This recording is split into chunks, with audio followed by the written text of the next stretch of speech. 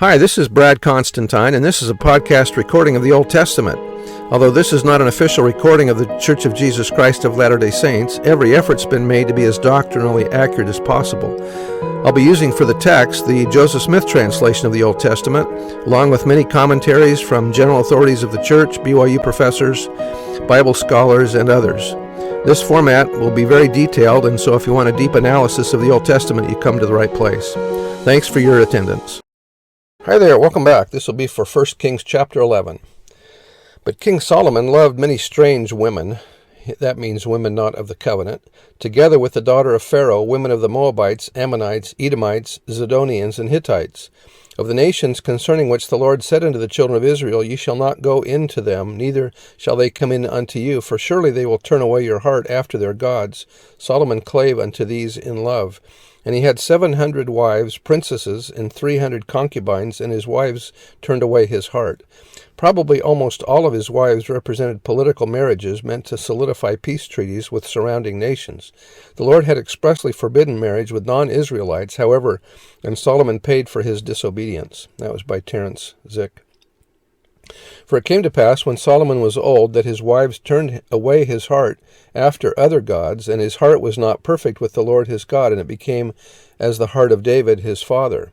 For Solomon went after Ashtoreth, the goddess of the Zidonians, and after Milcom, the abomination of the Ammonites. And Solomon did evil in the sight of the Lord, as did David his father, and went not fully after the Lord.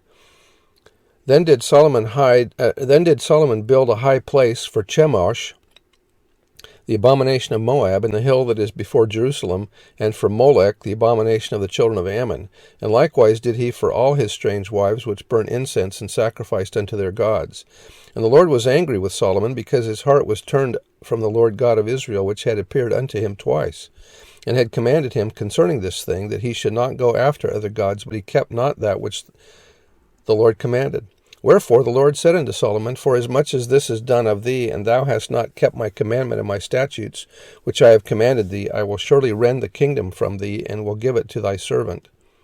The tribe of Judah, however, was to continue the reign of David's line, so that the promise that the Messiah would come through the lineage of David and from the tribe of Judah would be fulfilled. And that was out of the Institute Manual.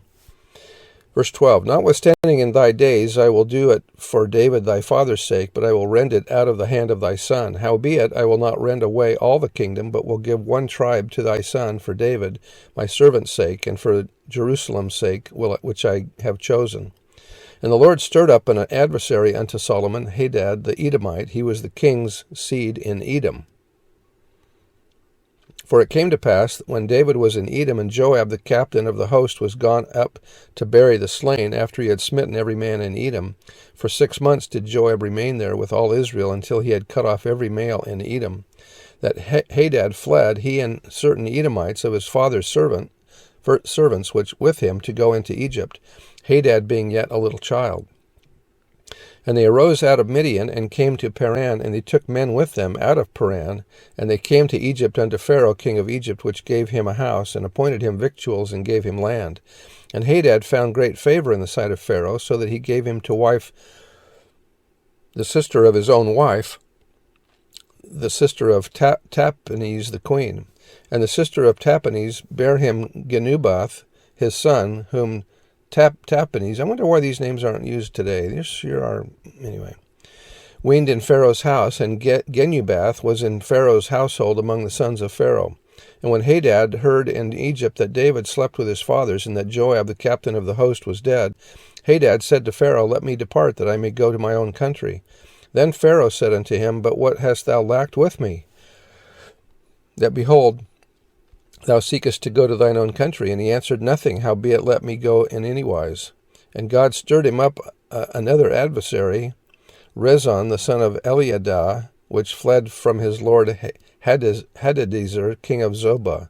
And he gathered men unto him, and became captain over a band, when David slew them of Zobah, and they went to Damascus, and dwelt therein, and reigned in Damascus. And he was an adversary to Israel all the days of Solomon, beside the mischief that Hadad did, and he abhorred Israel and reigned over Syria. And Jeroboam the son of Nebat, an Ephrathite of Zerida, Solomon's servant, whose mother's name was Zeruiah, a widow woman, even he lifted up his hand against the king.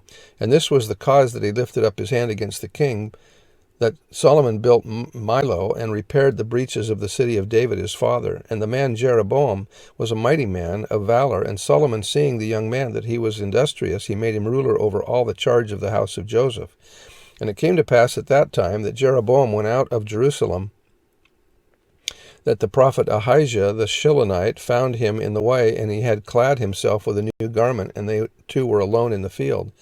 And Ahijah caught the new garment that was on him, and rent it in 12 pieces. And he said to Jeroboam, Take thee 10 pieces, for thus saith the Lord, the God of Israel, Behold, I will rend the kingdom out of the hand of Solomon, and will give 10 tribes to thee, but he shall have 1, Septuagint 2 tribes, for my servant David's sake, and for Jerusalem's sake, the city which I have chosen out of all the tribes of Israel. Because that they have forsaken me, and have worshipped Ashtoreth, the goddess of the Zidonians, Chemosh, the god of the Moabites, and Milcom, the god of the children of Ammon, and have not walked in my ways, to do that which is right in mine eyes, and to keep my statutes and my judgments, and his heart is become as David his father, and he repenteth not, as did David his father, that I may forgive him. Howbeit, I will not take the whole kingdom out of his hand, but I will make him prince all the days of his life for David my servant's sake, whom I chose, because he kept my commandments and my statutes in that day.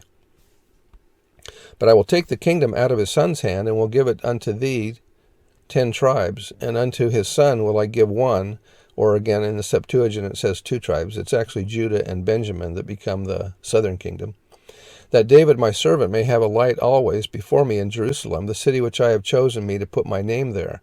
And I will take thee, and that's how come Jerusalem is a holy city all the time. And I will take thee, and thou shalt reign according to all that thy soul desireth, and shalt be king over Israel.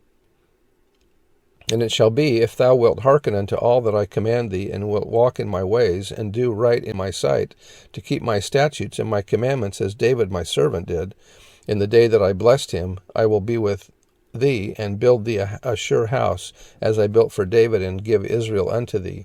And for the transgression of David, and also for the people, I have rent the kingdom, and for this afflict the seed of David, but not forever. Solomon sought therefore to kill Jeroboam, and Jeroboam arose and fled into Egypt, unto Shishak, king of Egypt, and was in Egypt until the death of Solomon. And the rest of the acts of Solomon, and all that he did in his wisdom, are they not written in the book of the acts of Solomon? And the time that Solomon reigned in Jerusalem over all Israel was 40 years. And Solomon slept with his fathers, and was buried in the city of David his father, and Rehoboam his son reigned in his stead. So far as we know, in that death chamber no words of earnest loving entreaty to serve Jehovah were spoken to his successor, such as David had uttered. No joyous testimony here as regarded the past, nor yet strong faith and hope as concerned the future, such as had brightened the last hours of David. It is to us a silent death chamber in which King Solomon lay, no bright sunset here, to be followed by a yet more glorious morning. He had done more than any king to denationalize Israel, and on the morrow of his death, rebellion within the land outside its borders, Edom and Syria ready to spring to arms, Egypt under Shishak gathering up its might, and only a Rehoboam to hold the rudder of the state in the rising storm. And that was by Alfred Edersheim. So that's the end of the chapter, and we'll see you next time. That's the death of Solomon. Bye.